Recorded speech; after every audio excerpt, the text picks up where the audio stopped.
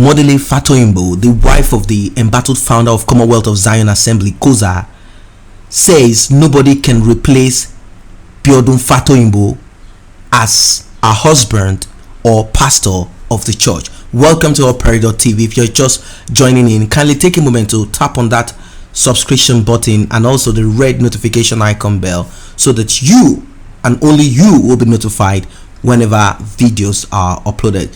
She spoke hours after the pastor announced that he has stepped aside based on the allegation that Busola alleged that the pastor did this and that to her twice, 4 times within a week when she was a minor several years ago. And she as a woman, you know, women are kind of she wanted to go on to talk on Sunday right there on the pulpit, but the husband kept stopping her, like, don't go further, don't do this, don't do that. But nevertheless, some online forensic analysts have gone, they've gone around the clock, and they've done some, analysis, and they've investigated this, and they decided to show the analysis and their findings, and I'm going to read that out to you. And Modele Fatoyinbo said, "Pastor doesn't want me to talk. It's fine. I just want to say we love you. You are our pastor. Nobody can take your place," she said. "We have strangers in this house, strange sons and daughters, but God will close the heavens over them in the name of Jesus." It's always good to assure people that you love them, not only when you feel. And she went on about being how she is going to be with him all through this trouble. "So we don't want you to doubt in your heart. As for Modele, until I see Jesus, my son name cannot change. So you better calm down.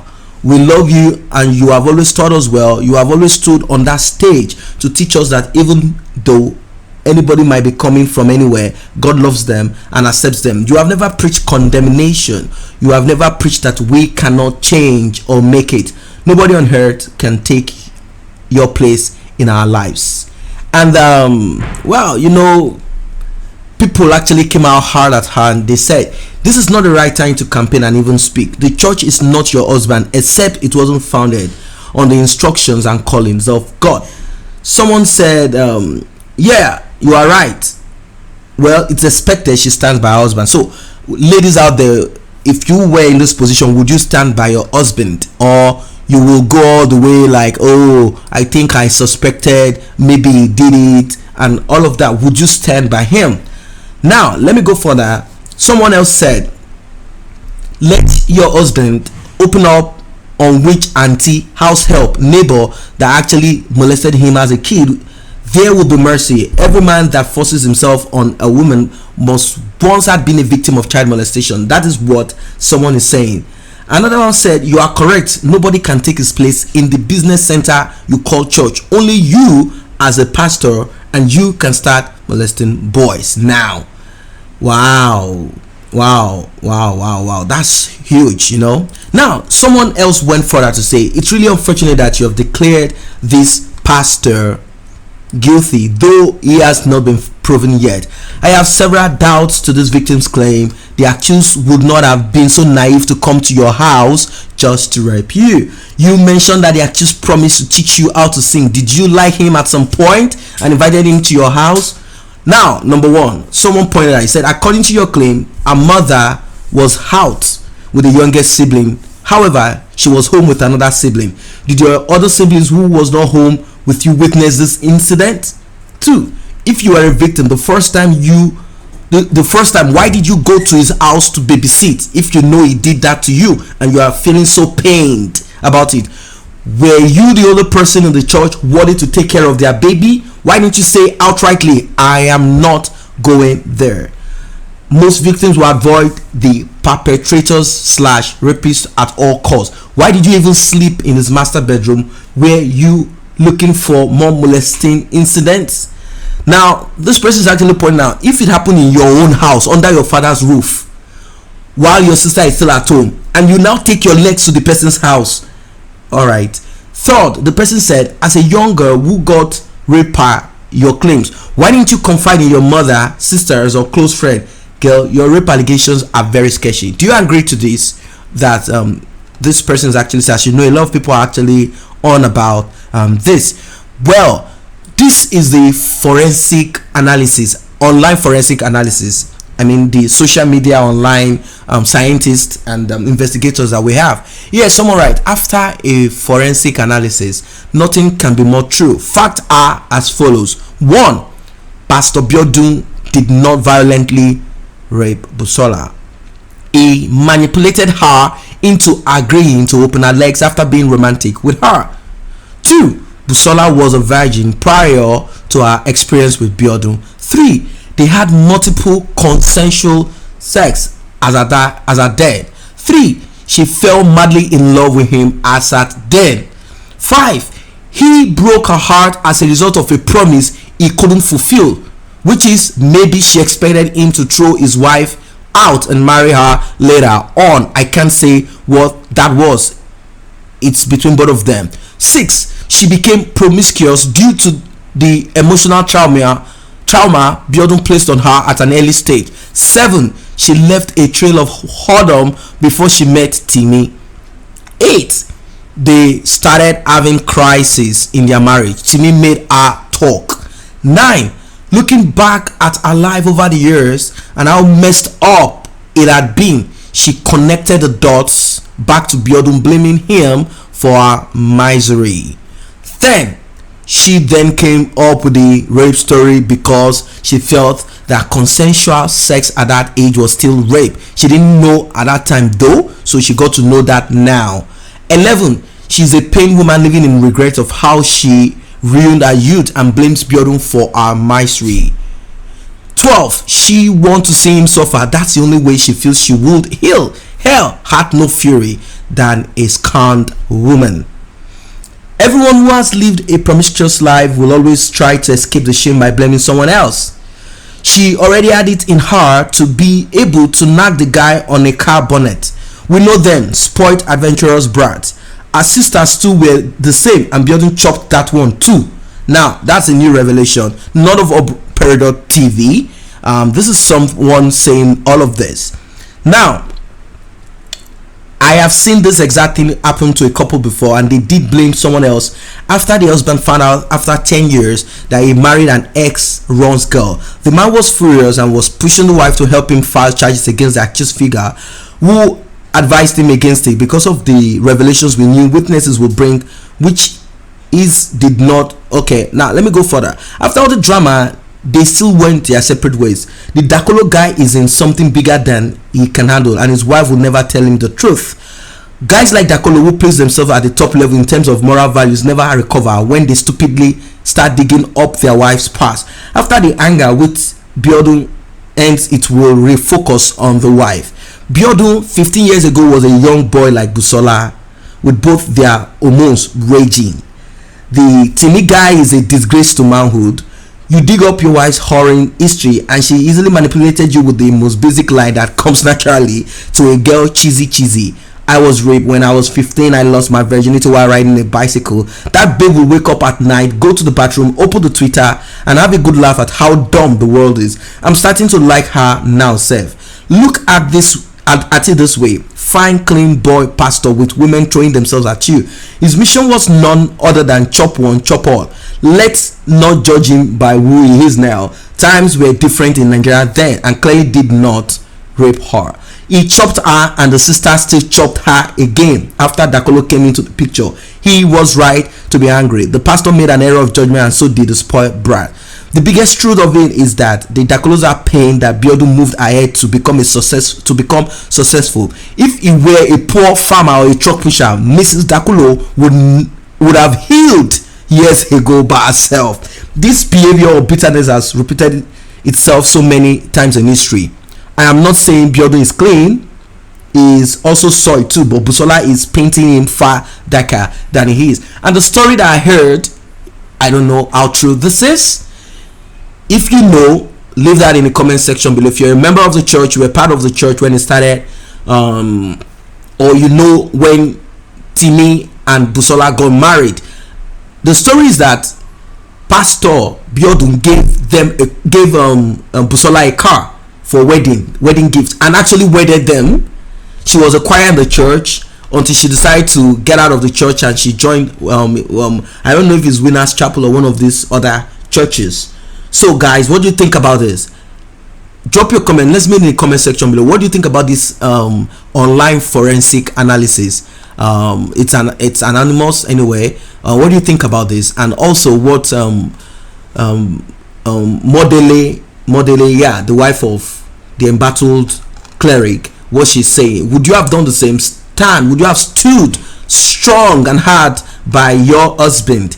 And like, it's going to be a bit difficult for her to like just jump off because of this allegation. Things are not done that way. And aside that, this is, church is not, let's be sincere here. Let's be very sincere. It doesn't matter if God called them or not. Let's be very sincere. Church is a huge, earlier I told you that ministry is called job. Meaning, if they say Fato Imbo's ministry, that means Fato Imbo's work. That is what that simply means. Ministry means work. So, do you think with this private jet that is in vogue now for the pastors that have been able to make money to that point of buying a private jet and also actually paying for where this will be parked, the hangar, do you think she is ready to leave Pastor Fato Imbo because of this, because of some women? Women don't do that. She has invested a lot of her own time into his own life too. So even if he had done all those stuff or is doing those stuff, you think she's going to leave? She's not going to go anywhere. Because why? One, I'll tell you. You might argue this all you can, but you have to be in that condition, in that situation. One, this ministry to them is going much more higher, up to the point whereby she's going to enjoy this luxurious life. Sunday in New York in a 7-star hotel, Saturday in another hotel in Dubai, and all of this popularity, daddy, Gio, mommy. Immediately she steps out of that setting and say divorce. This is not our ministry. It is Biodun Fato Imbo's ministry. Once you divorce or you say you don't want again, you are going to be blacklisted out of that system. If you want to open up your church, if you have that strength, you can go ahead, do that, but you have to start from the scratch. Yes, people know you, all right, but you have to start from the scratch, and he is already established. Look at the Porsche that he drives and some other investment. You are going to lose all of that. Even if you say you want to go to court, he's going to pay you from the salary. You cannot fight this. He's going to pay you from the salary that he earns as a pastor. They are going to do some documents to show that he earns 100,000 every month. And you have to get from that 100,000, and you know that he earns more than that. You know the system of the church, you know the settings of the church, but these things are not documented. But in this case, because of the court, they will have to prove and show by paper, and then they tell you that our pastor earns 50,000 every month. Now, you know what 50,000 naira is? That's like 100 euros. That's about $120. Now, how is she going to feed someone that is used to this luxurious life? Look at what they wear. They wear brands, Gucci, that cost up to $2,500 for just a purse. So imagine someone that will hold a purse that cost up to half a million naira, just a purse. So she knows what this life, and apart from that, personally as a person, she has grown to enjoy Mommy Gio, where women of her age, younger than her, older than her, see her coming into the church and they kneel down to welcome her and carry her Bible. Do you think she wants to leave that? No, she's not going to leave that. She's not going to leave that at all. And then she's also going to consider her kids. If I do this is like a slap on my children. How am I going to tell them the story and say, yes, I did it because your daddy? The point is, daddy will look for another woman, get married, start a new life, give birth to kids, and the other woman is ready to tell you, I am Queen Esther. You know this. You know the story of the Igila. The woman is going to tell you she's Queen Esther. She's going to. There are other younger women out there that are that will compete with your wife. I mean, he's going to take. He's a man. He's going to stay on, produce a new family, and you probably having children, creating a new family is going to be difficult for you as a woman. So these are all the things that women actually look at and say, wait, hold on, first of all, I don't care, I don't think he did it. And even if she has a kind of inclination to that, like, I think probably he did it or whatever thing, probably that's something they settle in their bedroom and talk about it. Or she will not even want to talk about it, not to create any kind of issues any longer. And as you can see, so I'm telling you about the financial aspect here, and also the dream of acquiring more wealth, as based on the church system that you see, acquiring more wealth, more popularity, and respect from people. These people get to know politicians. A phone call from, they call it the governor of the state, and they're able to get certain kind of you know what I mean. So these are positions that they don't want to leave. They don't want to leave. Koza is no longer 1,000 church. I mean 1,000 word church. This is a church that is worth millions now. They have a branch in Abuja. They have a branch. Imagine where they started. They started from Ilorin. What is Ilorin? In Kwara State. They started from Ilorin in Kwara State. Who knows Ilorin? Can you ever point to one very important church in Ilorin or stuff like that? No. But he calculated, so you can understand the journey. He calculated his move, his step from Ilorin. He said God told him that he has to go and talk to the people in Abuja. That is where they need to receive Jesus Christ, in Abuja. Just at that time. Now when you check, let's check when FCT started operating, when all the federal parastatals started moving down to Abuja where money is. That is when he also moved. So he moved where it's like following the trail. That is it. Follow the ladder. He was following the ladder. Where? The ladder to where the money is. So he knows that Abuja is the center of excellence. Not Lagos is the center of excellence, but let's say Abuja is the center of cash, raw money. So opening church there, you always find young, rich children and other people that want to attend. So he moved down to Abuja from one hotel to the other. This were not joke. I don't know if he had. Of course, he built church in Ilorin, and that is supposed to be the headquarters. But he knows that Ilorin, all of a sudden his dreams change, his vision change. He knew that money will not come in Ilorin. Who is going to come to Ilorin, to church in Ilorin? He moved down to Abuja. From there, they established the Lagos one in Maryland, not just anywhere, Maryland. So he knows what he's doing. And next, he has in Port Harcourt, where the oil money is. So that's how this guy is able to like spread his tentacles. He doesn't just put church in just some places just because he wants to reach out to the souls of the lost. You won't find him in one village in Ekiti where he's preaching to them and telling them how to get to heaven. No, he actually calculated his moves and where he's going to place his church. He wants to take, he wants to kind of take back the souls, the sinful souls of those rich people, those locations. Now aside that, yeah, he's doing some stuff. Yeah, we know. Yeah, he goes about doing this kind of bringing back the souls of as they say, cultists and some other stuff that people blah blah blah. Yes, we know that. That's all right. But I'm just trying to establish how the journey was. They started this together, and she knows what the journey is like before they got to that point that they got to. So you think she will just wake up and say, I am sentimental, or I'm angry, no, I don't want it, blah blah blah blah. She cannot do that now. Or like the story of Pastor Chris Oyakilome, that the woman actually divorced him, and based on the same allegations of this and that and that. But before she did, she realized that her kids are grown. This one, their kids are not yet grown to that age where they can marry. So she realized that her kids are grown up. They have only 2 girls, 2 ladies, grown up, and she herself has gotten some percentage of money in her own possession from the book they write, the Daily Manna, or what was it called. She has gotten some money from some, and she was the one pastoring the church in the UK. And immediately the marriage ended, her pictures were erased from the Daily Manna. And you know how much they make from they make millions, if not billions. Or do you know how much they make from one Daily Manna all over the world that they sell? A picture was immediately erased from it. 1, 2, she was forced out of the church in the UK because probably in her own thoughts and mind, she's like, I know him, he's not my husband. But you don't know anything. You don't know anything. He's not my husband. So what is it? I'm going to take over the church in UK. It's our business. It's not your business. It is Pastor Chris's Pastor Chris Oyakilome's ministry, not pastor and this. And when you guys were together, that's when the story of one comes into it. So you both something Oyakilome, and you all feel good. Yeah, that was then. So once you split the marriage, that's the end of it. Immediately she was shut out of the church in UK. No more offerings, no more tithes, no more enjoyment, no more mommy Gio. And she had to start life. Now, just imagine, where is she? Nobody knows her again. We don't even hear about her again. She has gone underground.